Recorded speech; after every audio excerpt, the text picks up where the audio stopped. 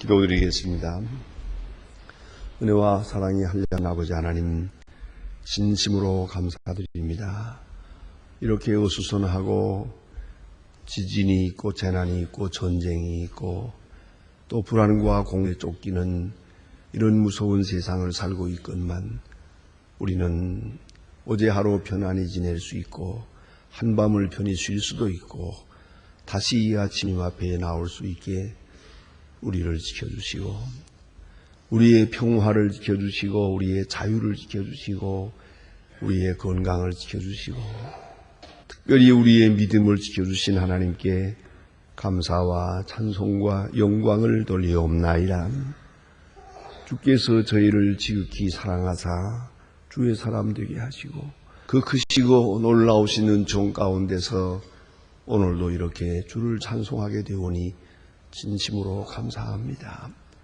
하나님 아버지, 우리의 날이 얼마인지 알 수 없지만은 주께서 불로 요단강을 건너가는 그날 아침까지도 이렇게 아침은 하나님 앞에 하며 아침 시간은 주를 사모하며 아침에는 주의 말씀을 마음에 새기며 그렇게 살게 하여 주시고 특별히 여기서 듣는 말씀대로 살고 여기서 깨닫는 말씀대로 살고 여기서 느끼고 감격한 그 감격으로 하루를 승리하게 해주시기를 기도하옵나이다. 아버지 하나님, 오늘도 저희들이 빌바를 모르는 가운데 기도합니다. 성령으로 감화하사 하나님의 뜻이 어디 있는지 알게 하시고 또 기도하는 대로 응답을 받게 하시고 응답받는 대로 응답으로 살아갈 수 있는 저에게 하여 주시옵소서. 주의 뜻을 기뻐하게 하시고 주의 뜻을 순종하게 하옵소서. 주여, 오늘은 내가 왜 이런 일을 당했지 알 수 없지만은 먼 훗날이라도 오늘 내가 당하는 이 고난이 하나님의 사랑이었음을 깨닫는 그런 날을 허락하여 주시옵소서. 알 수 없는 고통과 말할 수 없는 그리고 모순된 고난 속에 살아가고 있지만은 그러나 이 모든 일이 합동선을 이루는 것을 뭔지 아는 장래에 깨닫고 감사할 수 있게 하여 주시옵소서. 오늘도 하나님의 말씀 바르게 전해지게 하시고 땅끝까지 들려지게 하옵소서. 이 말씀을 들은 바 없어 구원받지 못하는 심령이 이 지구촌 어디도 없게 하여 주시옵소서. 자비로우신 주님, 주께서 크고 위대한 능력을 더해 주셔서 교회가 교회된 귀한 본분을 다하고 교회의 참습을 보여줄 수 있고 교인된 성숙함을 보여줄 수 있게 해 주시옵소서.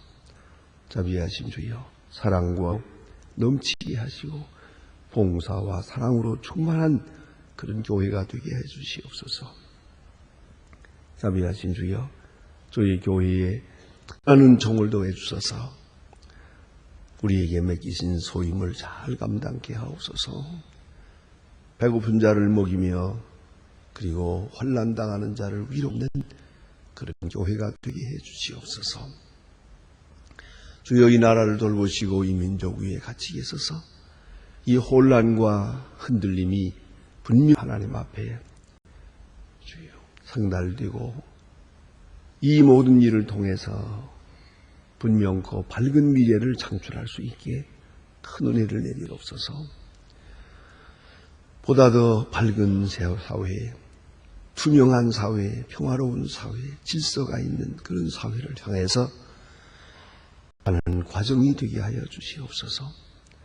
주여, 금년에 있는 많은 사건들 속에서 하나님의 영광이 드러날 뿐더러 우리 민족에게 희망, 꿈이 되게 하시고 특별히 주께서 귀히 여기시는 분들을 지명하여 세워주시기를 기도합니다. 하나님, 온 국민이 한 마음 한 뜻 되게 하시고 서로 소중히 여기고 서로 존경하는 그런 민족 사회를 이루어 가게 하여 주시옵소서.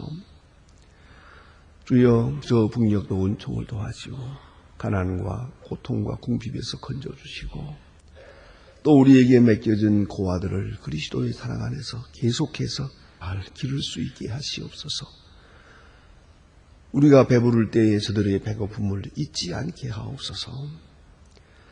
또한 과학기술대학 오는 일 주께서 우리에게 맡기셨사오니 이 엄청난 일을 능히 잘 감당할 수 있게 주께서 힘주시고 능력을 더하시옵소서. 이 모든 일을 통하여 굳게 닫힌 북한 문을 열 수 있고 또한 시야에서 울부짖는 성도들의 기도가 이 모든 일련의 사건들을 통해 응답되게 하여 주옵소서. 하나님 아버지, 어찌하여 이렇게 계속적으로 어려운 일이 있는지 우리는 알 수 없사오나 아프가니스탄 1000여 명의 사람이 매몰되고 10,000명의 이재민이 났다고 합니다.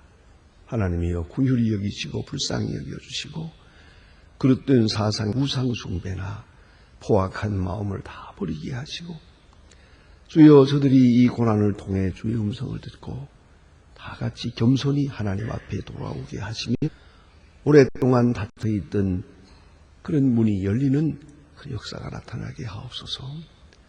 온 세계가 저들을 돕고자 합니다. 그리스도의 사랑 안에 저들을 구호하면서 그들의 마음이 열리게 하여 주시옵소서. 주여 긍휼히 여기시고 그 모든 고난 속에서 오늘도 거주시옵소서. 해외에 있든지 여행 중에 있든지 군문에 나가 있는 젊은이들, 공부하는 자녀들과 유학 중에 있는 학생들 다 돌보아 주시고 어디에 있든지 건강하게 응대와 같이 지켜주시옵소서. 특별히 병 중에 있는 분들과 슬픔을 당한 가정에 은총을 더하시옵소서. 오늘 저녁에 성만찬 예식을 하려고 합니다. 이 일을 통하여 하나님께 영광되고 우리가 그리스도께 더 가까이 가는 귀한 일이 되게 하시기를 바라며 또한 주께서 고난당하심을 우리가 기념하며 주와 동행하는 그 은혜에 동참하는 시간들이 되게 하시고 또한 토요일 날 우리가 주께서 우리에게 보내주신 400여 명의 교인들을 세례에 베풀고자 합니다. 이 세례식에 함께 하시며 이 세례와 함께 중생 새롭게 태어나는 주님의 자녀들이 되게 하옵소서. 이 하루의 생활을 다 주님께 맡깁니다. 주만이 영광을 받으시옵소서. 예수님의 이름으로 기도드립니다. 아멘. 하나님의 말씀은 계속해서 마가복음 8장 보겠습니다. 마가복음 8장입니다.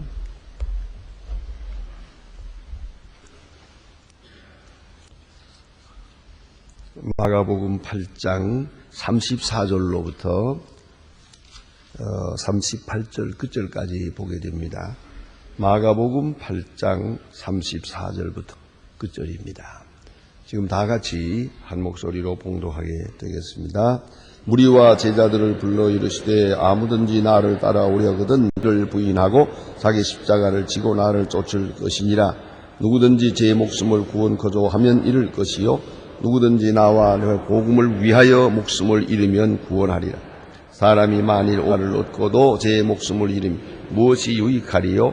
사람이 무엇을 주고 제 목숨을 바꾸겠느냐? 누구든지 이 음란하고 죄 많은 세대가 나와 주 나라를 부러워하고 인자도 아버지와 영광으로 거룩한 천사들과 함께 올 때에 그 사람을 부끄러워하리라. 아멘.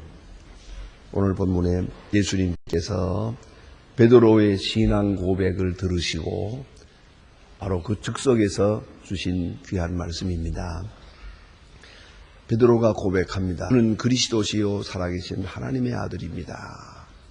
주는 그리스도십니다. 당신은 메시아입니다. 그것은 결코 칭찬이나 아첨하는 말이 아닙니다. 그것은 바로 사실을 고백하는 것이요 베드로가 이제서 그것을 깨달았다는 것이옵니다. 말구 이후에 오심을 시작해서 33년 동안 역사하시는 중에 베드로가 예수님과 함께 하면서 3년 동안 함께 하면서 이 사실을 깨달았습니다. 저는 메시아다. 저는 그리스도다. 저는 하나님의 아들이다. 하는 것을 깨닫고 내가 이제서 당신이 누구신지를 알았습니다. 그 사실 고백입니다. 자기의 지식이나 어떤 자기 철학을 고백하는 게 아니고 앞에 서신 예수님을 보고 당신은 메시아인 것을 내가 이제서 깨달았습니다. 라고 고백하게 됩니다. 그때에 예수님께서는 그 베드로의 신앙 고백을 그대로 받으십니다. 들으십니다. 그러나 그가 말하고 있는 말 중에 그 말은 옳은 말인데 그 개념에는 문제가 있습니다. 베드로가 지금 그리스도라고 고백하는 그 고백한 그리스도는 예수님이 생각하는 그리스도가 아닙니다. 예수님이 생각하는 그리스도는 십자가를 통하여 부활하시고 만왕의 왕이 되시는 그 그리스도이건만 베드로는 세속적인 그리스도, 유대 나라의 왕이 되는 그리스도를 생각하고 있는 겁니다. 그러나 예수님께서 이 시간에 가만히 보면 이 교육적으로 보더라도 하나의 커리큘럼적으로 보더라도요. 예수님께서 이 고백을 꾸짖지 않았습니다. 너는 지금 거짓말하고 있다. 너는 무엇도 뜻도 모르고 말하고 있다. 너는 멍청하다. 너는 근본적으로 오해하고 있다. 이렇게 책망한 말입니다. 그의 고백은 고백대로 그냥 받아들입니다. 그리고 나서 수정하는 것을 볼 수 있습니다. 너는 십자가 없는 메시아를 생각하지만 나는 십자가 있는 메시아를 생각하고 너는 영광의 메시아만 생각하지만 나는 고난을 통해서 얻어지는 메시아를 생각하고 너는 유대 나라의 왕으로 온 하나의 정치적인 그 국한된 제한적인 그런 메시아를 생각하지만 나는 만왕의 왕, 만 백성을 구원한 영원한 메시아를 생각하노라. 네가 지금 뭔가 잘못 알고 있다. 그래서 예수님께서는 내가 십자가를 져야 한다라고 여기서 단호하게 말씀하십니다. 긴 설명을 하지 않았습니다. 베드로의 생각을 깨우치려고 하지도 않았습니다. 그대로 사실을 말씀하고 있을 뿐입니다. 먼 훗날에 베드로가 알게 될 테니까요. 지금은 모릅니다. 지금은 설명해도 모를 겁니다. 십자가를 지지 말라고 지금 간청을 하고 있는, 만유하고 있는데요. 이 어리석은 제자를 놓고 이 시간에 무슨 긴 말을 하겠습니까? 지금은만 이후에는 알 것이다. 그런 거로 잘 들어두라. 인자가 제사장에게 핍박을 받고 십자가를 져야 하리라 하고 말씀하십니다. 이런 베드로와 예수님과의 그 두 분의 대화가 너무나도 깊은 의미를 가집니다. 거기에 사랑 공율이 있습니다. 그게 엄청난 주님의 은혜가 거기에 함께하고 있다는 걸 알아야 합니다. 분명 잘고 하는 말인데도 불구하고 그대로 받아주셨다는 것이에요. 그리고 조용히 그의 잘못된 생각을 수정해 주십니다. 이 얼마나 고마운 분입니까? 생각하면 예수의 십자가를 모독한 것입니다. 그분과 아니면 3년 동안 따라다니고 요거밖에 몰랐단 말이에요. 네 마음속에 또 세속적인 정치적 욕망이 그대로 자리 잡고 있구나. 그러니까 네가 나를 똑바로 알아보지 못하지 않느냐. 얼마든지 할 말이 많아요. 미안하지만 그들을 보고 이 자리에 있어서 베드로 보고 하라고 그러면 1시간 동안 설명을 하겠어요. 이 멍청한 사람이라고요. 그래 그 많은 능력을 보고 그 많은 말씀을 듣고도 그것도 깨닫지 못했냐. 그러나 예수님은 긴 말씀을 하지 않습니다. 인자가 고난을 받고 십자가에 죽어야 할 것이다 라고 말합니다. 그의 이신 말씀이 더 중요합니다. 그것은 베드로에게 주시는 말씀입니다. 너희가 나를 따라오려 하거든. 그래서요.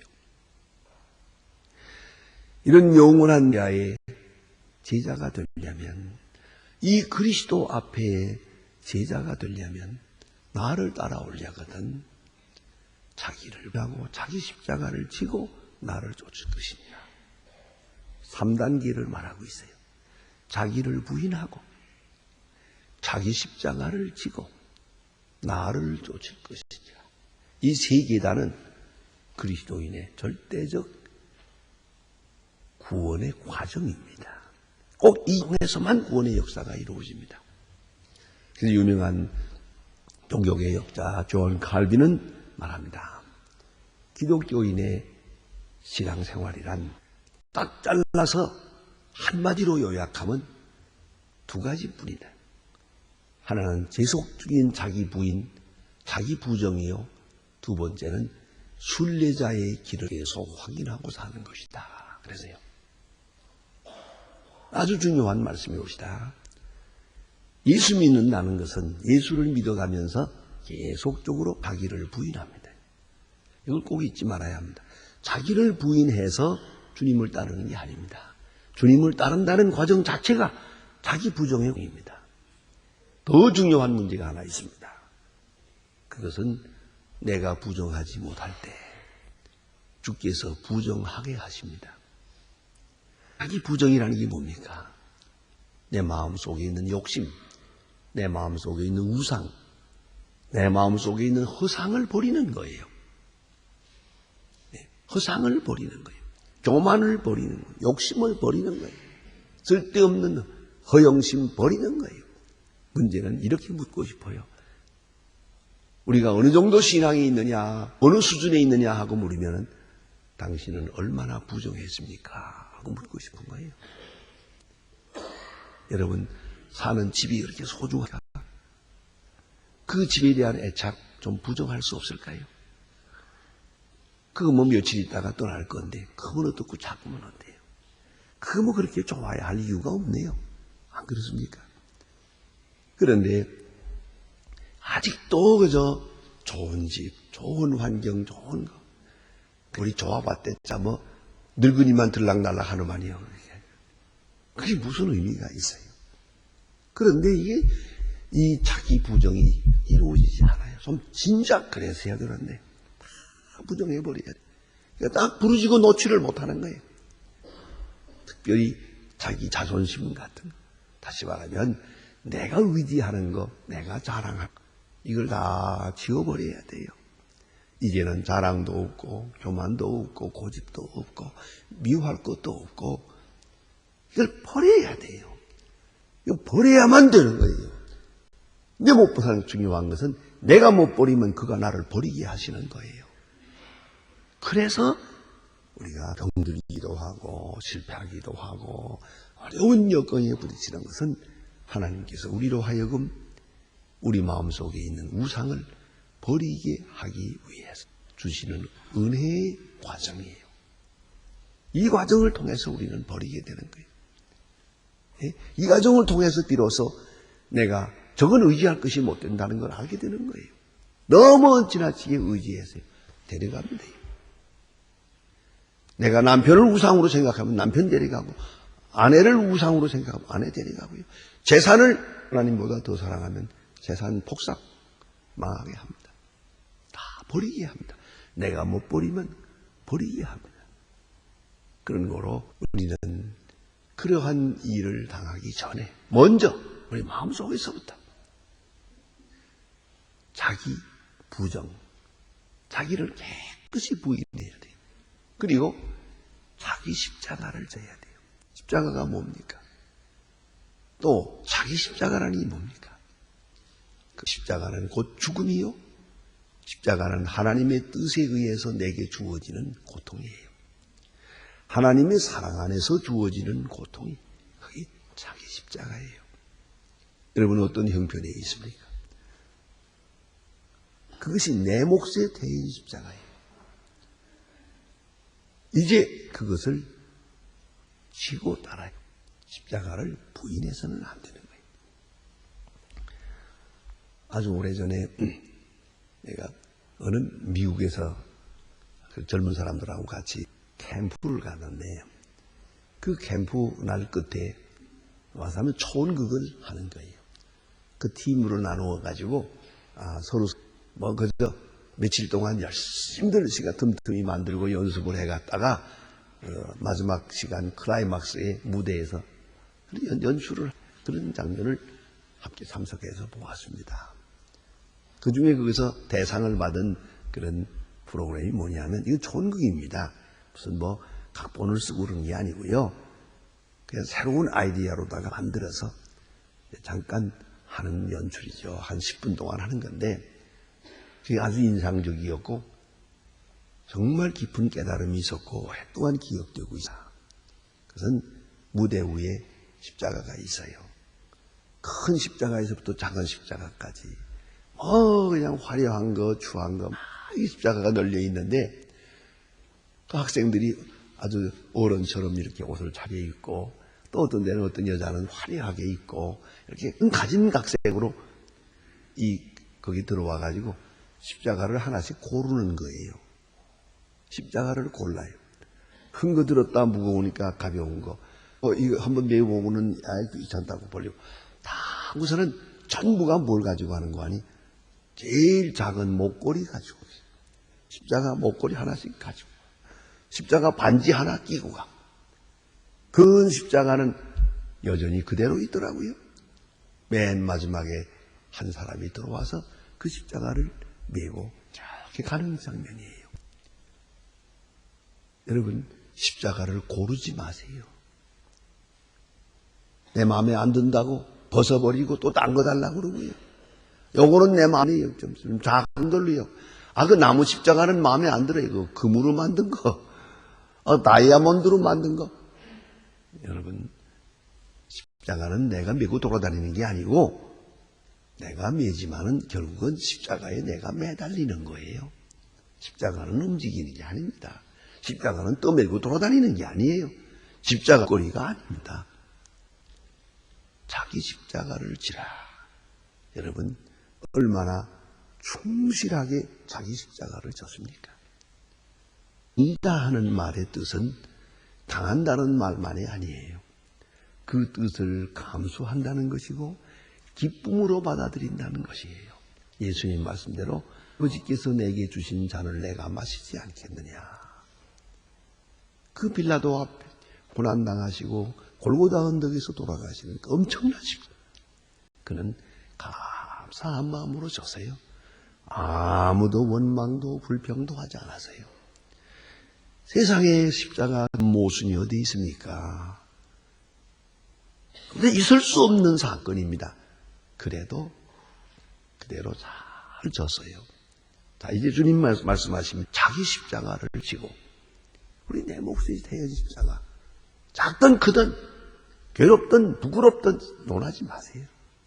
십자가예요. 내 몫에 대인 자기 십자가예요. 자기 십자가를 잘 져야 돼요. 피하지 마세요. 불평하지 마세요. 감사한 마음으로 져야 돼요. 그리고 나를 쫓으라. 이제는 주님을 따라야 합니다. 주님의 뜻을 따르고 주님의 마음을 보고 주님의 생을 따르고 주님의 철학을 따르고 주님을 따라가는 것이에요. 자, 다시 한번 생각해 봅시다.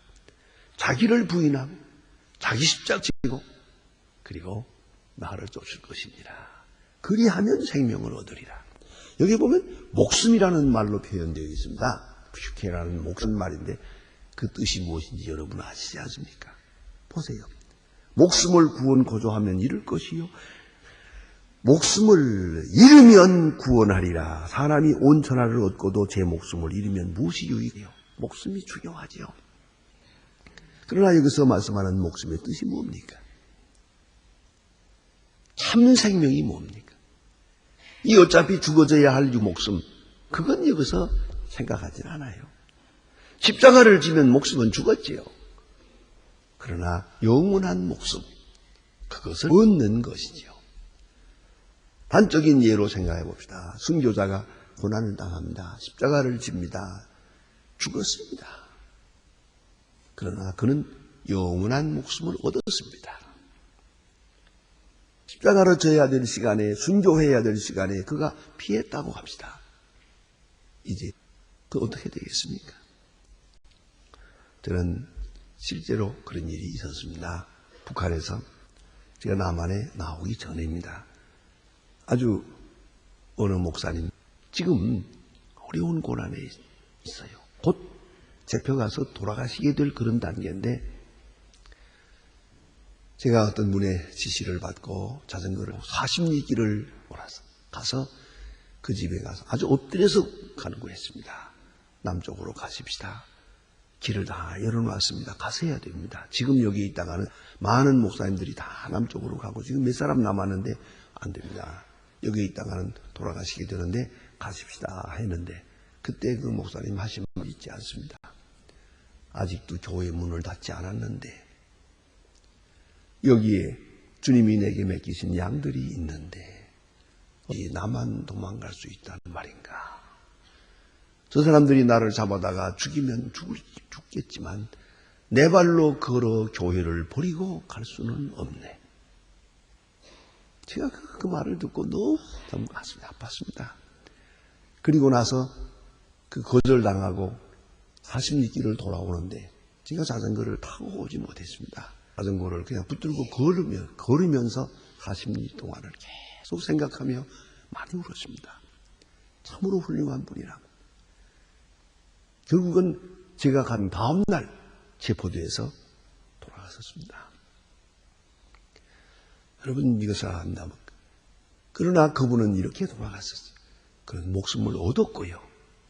그런가 하면 이렇게 하지 못하고 그만 다 피해버린 분들 있죠. 이리 도망가고 저리 도망가고 두고두고 부끄러워합니다. 그야말로 너무너무 창피하게 생각합니다. 순교자라는 말만 나오면 도대체 고개를 들 수도 합니다. 여러분 순교하는 사람은 목숨을 얻은 것이지 잃은 게 아니에요. 그걸 알아야 돼요.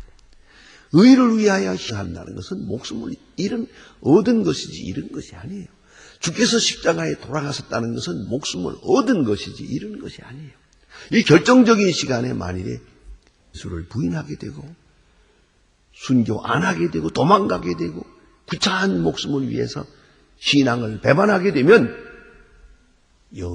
목숨을 잃어버리는 결과가 되는 것이죠. 여러분 오늘 본문에 사람이 만일 온 천하를 얻고도 제 목숨을 잃으면 무엇이 하리요? 그 목숨이 뭡니까? 그 무엇을 지칭하고 있는 겁니까? 우리는 참으로 자기 십자가를 지고 주를 따르고 저 골고다 언덕까지 따라가서 주와 함께 십자가를 지고서 영원한 생명, 영원한 목숨을 얻고 또 영화롭게 한 그런 순리의 길이 되어야 할 것입니다. 기도하십시다.